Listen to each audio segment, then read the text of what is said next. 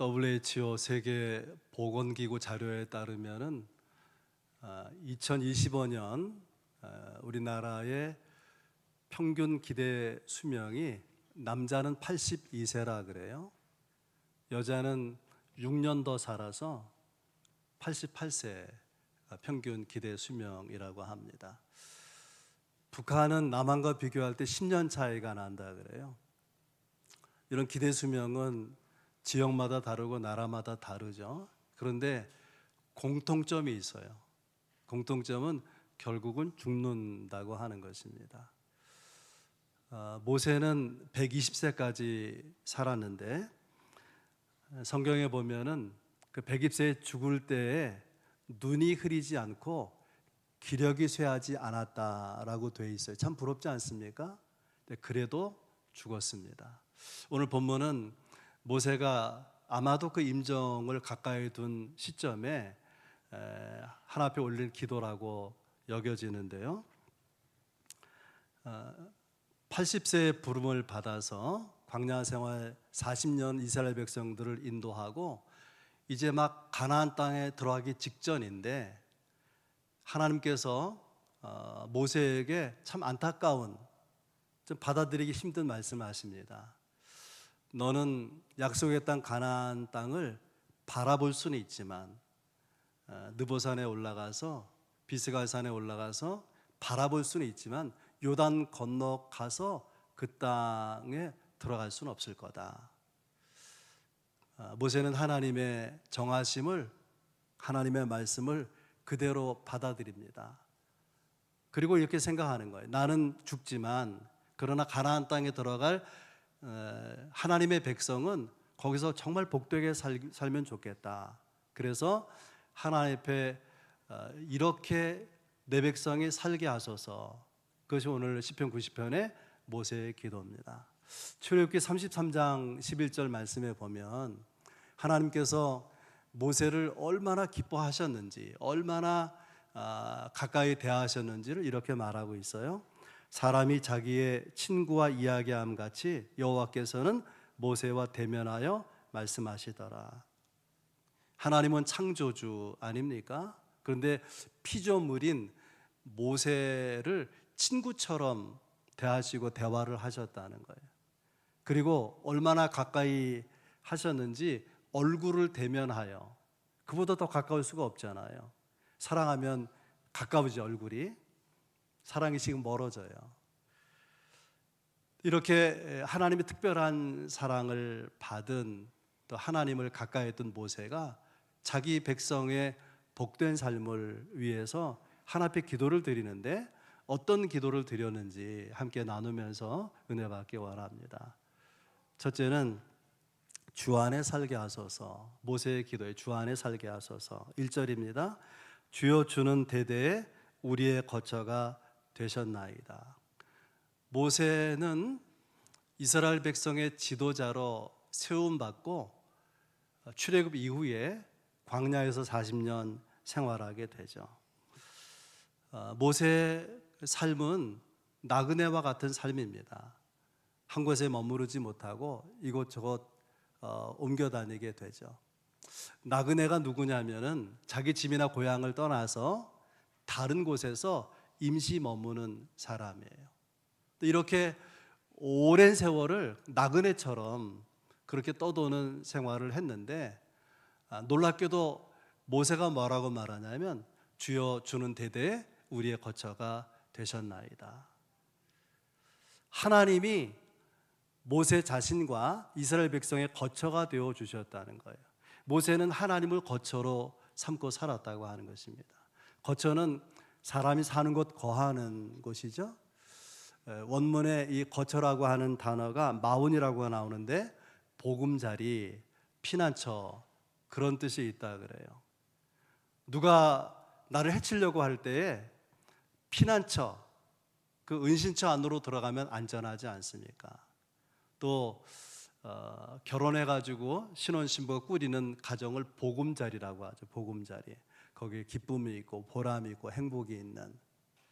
하나님이 내 백성 이스라엘의 혹은 또는 나의 피난처가 되시고 보금자리가 되신다.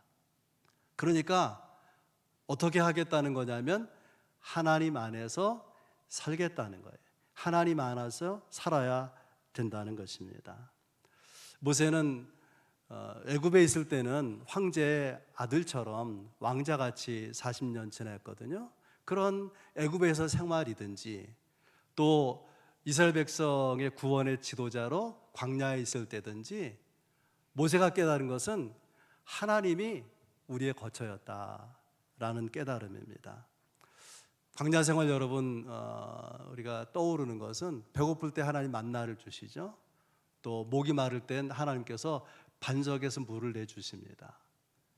목말라 이스라엘 백성들이 막 원성이 자자하고 하나님을 원망하고 모세를 해치려고 하고 그런 때에 하나님께서는 모세에게 너의 손에 든 지팡이를 가지고 반석을 쳐라. 그래서 물이 나와서 이스라엘 백성이 마시게 되지 않습니까? 그 사건을 바울 사도가 고린도서 10장 4절에서 이렇게 해석했어요. 다 같은 신령한 음료를 마셨으니 이는 그들을 따르는 신령한 반석으로부터 마셨음에 그 반석은 곧 그리스도시니라. 여러분, 바위에서 물이 나옵니까? 불가능하죠. 네, 하나님이 반석, 바위에서 물이 나오게 하셨기 때문에 그 물을 신령한 음료라고 하는 거예요. 그리고 반석에서 물이 나오게 하신 그분 예수 그리스도는 반석이신 분 아닙니까? 베드로도 반석이라는 이름이 있지만 그래서 예수님을 신령한 반석이라 그렇게 말한 거예요. 이스라엘 백성이 광야에서 물을 마신 것은 신령한 반석이신 그리스도가 공급해서 마시게 된 것이다. 그런 해석인 거죠. 그런 관점에서 어떤 환경과 여건에서 사느냐보다 중요한 것은 우리가 그리스도 안에서 사느냐, 하나님 안에서 사느냐가 중요한 거예요. 광야 먹을 것 없고 마실 것 없는 것이지만 하나님 안에서 사니까 해결이 되지 않습니까? 하나님이 없이 그리스도가 없이 여건과 또 환경을 바꾸면서 사는 사람 뭐가 되는 것 같지만 시간 지나고 보면 아무것도 없는 거예요. 그래서 우리가 정말 우리 인생을 살아가면서 노력해야 될 것은 환경을 바꾸는 것이 아니라 환경을 바꾸어 주시는 하나님 안에 그리스도 안에 사는 것입니다. 찬송가 370장의 유명한 찬송에서 주 안에 있는 나에게 딴 근심이 있으랴 십자가 밑에 나아가 내 짐을 풀었네. 여러분 주 안에 거하십니까? 그러면 근심이 없어야 정상이에요. 정말 주 안에 사신다면. 왜냐하면 주님이 내 짐을 다 맡아주시지 않습니까? 두려워할 일이 없고 또 우리가 염려할 일이 없는 거 아니겠습니까? 요한복음 15장 포도나무 비유에서 예수님께서 그렇게 말씀하십니다. 그가 내 안에 너희가 그 안에 거하면 사람이 열매를 많이 맺나니 나를 떠나서 너희가 아무것도 할 수 없으리라. 그리스도 안에 있으면 많은 열매를 맺을 수 있고 그리스도가 없으면은 그리스도 밖에 있으면 아무 열매도 없다는 거예요. 많은 열매와 아무것도 없는 상태. 뭐가 결정하는 거예요? 그리스도 안에 있느냐 하나님 안에서 사느냐가 결정하는 것입니다. 신앙생활하는 사람들은 주 안에서라는 말을 많이 하죠. 주 안에 사십시오. 주 안에서 승리하십시오. 주 안에서 평안하기를 원합니다. 근데 그렇게 말할 때 주 안에서는 뭘 말하는 것일까요? 구체적으로 어떻게 사는 것이 주 안에서 사는 것일까요? 삼위일체 하나님을 생각하면서 이렇게 정리할 수 있어요. 그리스도의 공급을 받고 사는 삶, 주 안에서 살아가는 거예요. 이스라엘 백성이 구름기둥, 불기둥의 인도를 받으며 노정표가 없는, 지도 없는 광야를 지나지 않았습니까? 마찬가지로 성령의 인도하심을 받는 삶, 그건 주 안에 사는 것이죠. 구약의 이스라엘 백성들은 십계명을 비롯한 율법의 말씀을 따르면서 하나님의 은혜를 받았어요. 우리는 하나님의 말씀, 그리스도의 말씀에 순종하면서 하나님의 은혜 안에 거하고 하나님 안에 그리스도 안에 거하여 사는 것이죠. 시편에 보면 사람을 두 종류로 나눠요. 복이 있는 사람과 악한 사람. 악한 사람의 특징은 그 마음에 하나님이 없는 거예요. 하나님 두기를 싫어하는 것이고, 복 있는 사람은 물론 주여로 그 말씀을 가까이 한다 시편 1편에 있지만 하나님 있는 삶을 살아가는 거예요. 하나님 안에서 사는 것입니다. 모세는 자기 백성이 행복하게 하나님 백성의 복을 누리도록 하기 위해서 제일 먼저 하나님 안에 살게 하옵소서 기도하는 거예요. 여러분의 기도 제목이 되고 여러분의 삶이 될 수 있기를 바랍니다. 두 번째는 오늘을 살게 하소서. 12절 말씀입니다. 우리에게 우리날 계수함을 가르치사 지혜로운 마음을 얻게 하소서. 날짜, 나를 계산하는 거예요. 나를 계수하는 거예요. 이 말의 의미는 하루하루가 얼마나 소중한지 알고 그 하루하루를 지혜롭게 살아가게 하옵소서, 그런 뜻입니다. 성경에 보면 오늘이라고 하는 단어가 굉장히 많이 나와요. 왜냐하면 오늘이 중요하기 때문인데, 참 안타깝게도 하나님을 믿는 성도들이 오늘을 너무 가볍게 대하는 거예요. 오늘이 얼마나 중요한지를 모르고. 신명기 11장 26절, 내가 오늘 복과 저주를 너희 앞에 두나니. 하나님이 복을 주시고 저주하시는 날이 오늘이라고 하는 거예요. 하나님 주시는 복과 저주를 선택하는 날도 오늘이라고 하는 것입니다. 히브리 4장 7절에 오늘 너희가 그의 음성을 듣거든. 하나님께서 말씀하셔서 그 음성을 듣는 시간이 언제냐? 오늘이라고 하는 거예요. 홍해바다를 가르시기 전에 하신 말씀, 출애굽기 4장 13절에 오늘 너희를 위하여 행하시는 구원을 보라. 하나님이 구원하신 역사가 나타나는 시간이 언제냐? 오늘이라고 하는 것입니다. 우리가 오늘을 살아야 되는 이유가 있다면 하나님이 오늘의 하나님이시기 때문에 그래요. 오늘은 하나님의 시간이고 오늘은 하나님이 역사하시는 날입니다. 그리고 깊이 생각해 보면 우리에게 주어진 시간은 오늘밖에 없어요. 과거는 지나가 버린 시간이죠. 그리고 미래는 아직 다가오지 않은 시간이에요. 우리가 어떻게 해볼 수 있는 시간은 오늘인 거죠. 탈무드에 이런 내용이 있어요. 가장 귀한 일은 지금 하고 있는 일이다. 가장 귀한 사람은 지금 만나고 있는 사람이다. 가장 귀한 시간은 현재다.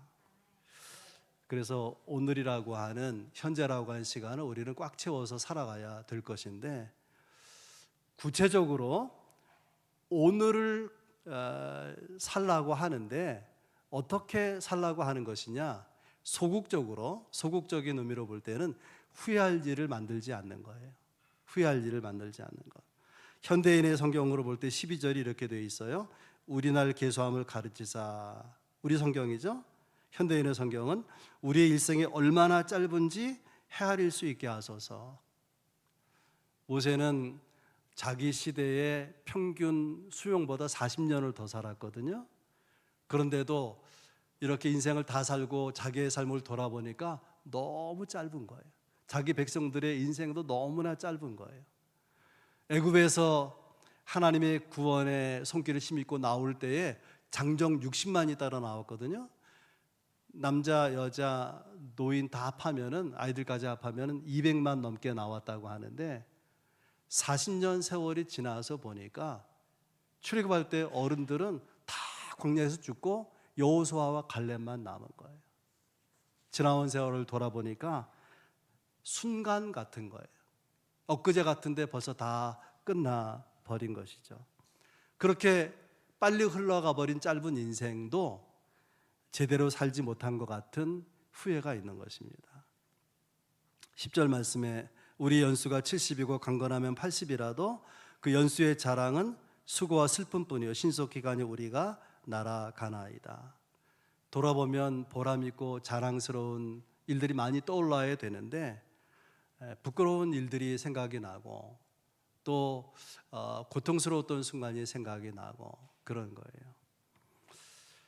그래서 모세가 12절에 이렇게 기도하는 거 아닙니까? 우리에게 우리날 계수함을 가르쳐 주시고 지혜로운 마음을 얻게 하소서.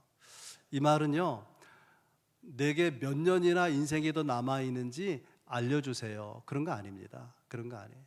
이 말의 의미는 뭐냐면 우리에게 남은 횟수가 몇 년이든 몇십 년이든 우리에게 인생에 주어진 날을 바르게 카운트할 수 있는, 바르게 살아낼 수 있는 그런 지혜를, 그런 마음과 삶을 허락해 달라는 거예요. 사람들이 그렇게 하지 못하기 때문에.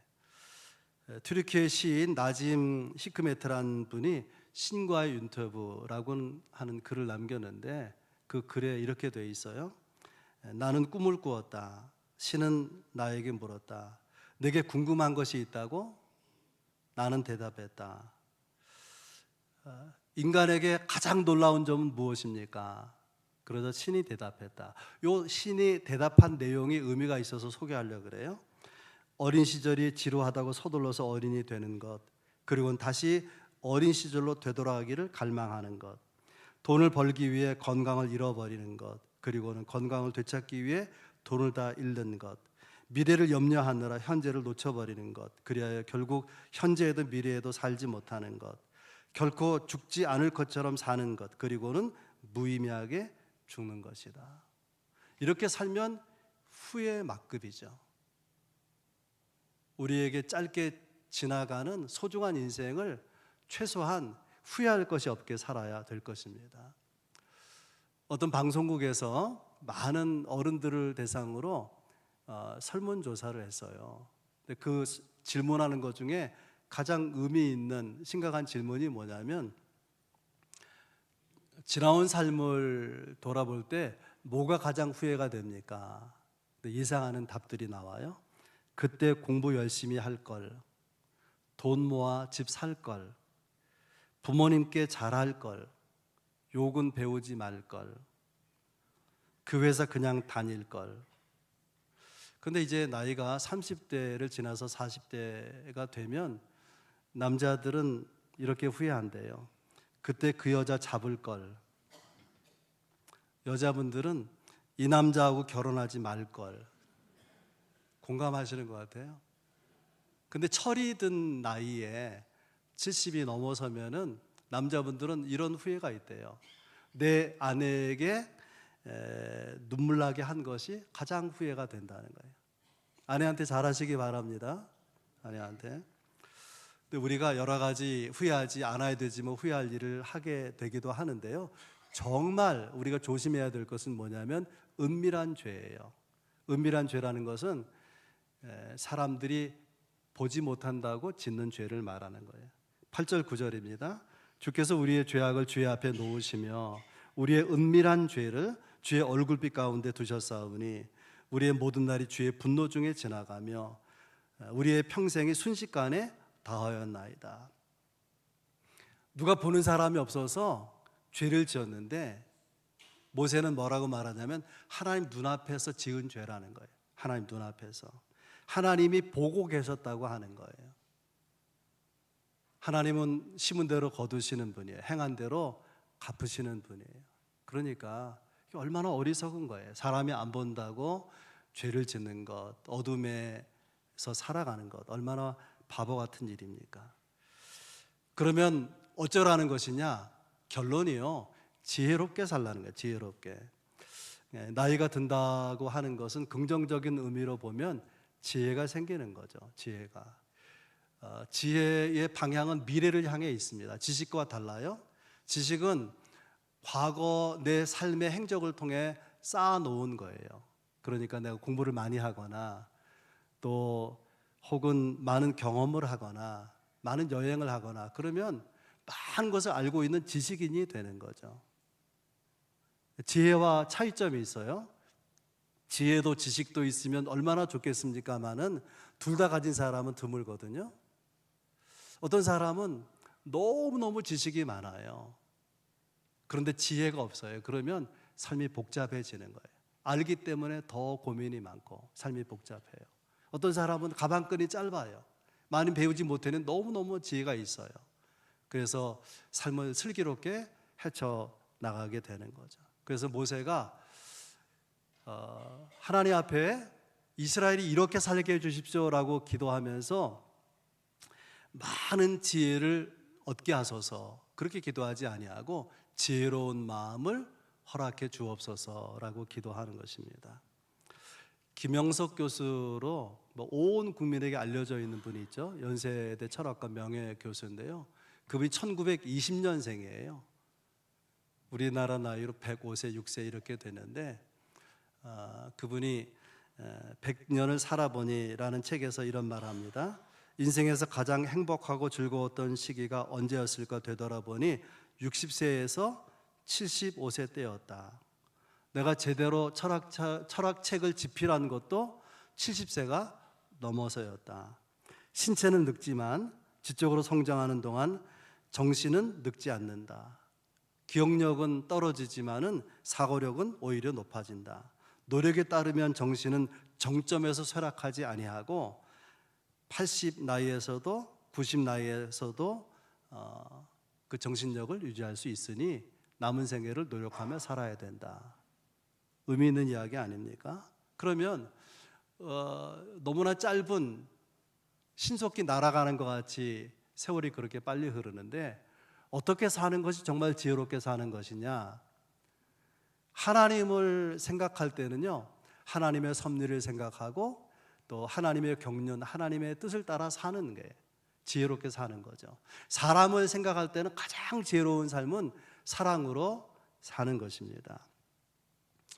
어떤 분이 너무 아파가지고 병원에서 검사를 다 이렇게 하고 그리고 의사를 만났더니 의사가 참 받아들이기 힘든 이야기를 하는 거예요. 죄송하지만 선생님 몇 달 살지 못할 것 같습니다. 너무 당황스럽죠. 그리고 아니 왜 내 삶이 이렇게 빨리 끝나야 돼? 그것이 화가 나고 마음이 불편하고 마음이 아프고 슬프죠. 근데 신앙인은요 그렇게 하다가 어느 순간에 하나님 앞에서 생각하게 돼요. 남은 시간 얼마 없다고 하는데 어떻게 살면 좋을까? 이 남은 시간은 하나님이 내게 주신 기회인데 얼마 남지 않은 시간을 거룩하게 살라고 아름답게 살라고 품위 있게 살라고 주신 시간인데 그리고 삶이 달라지는 거예요. 이런 사람이 누가 보지 않는다고 은밀한 죄를 짓겠습니까?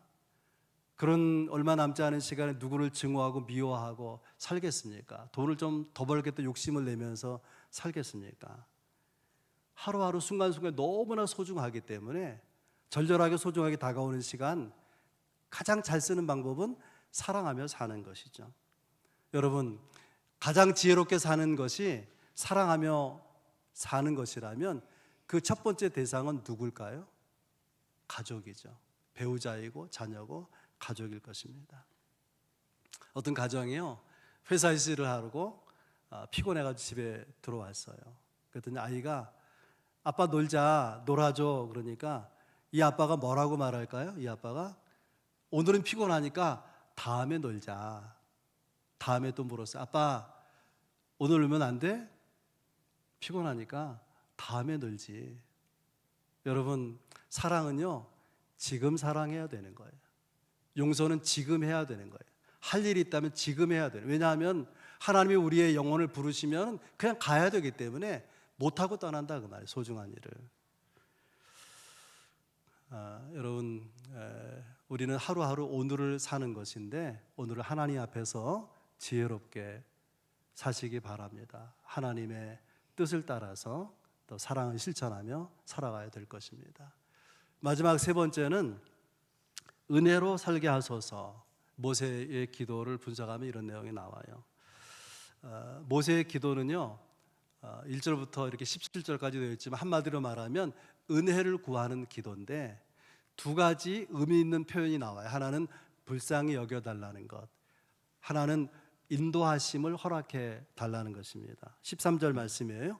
여호와여 돌아오소서 언제까지니이까 주의 종들을 불쌍히 여기소서.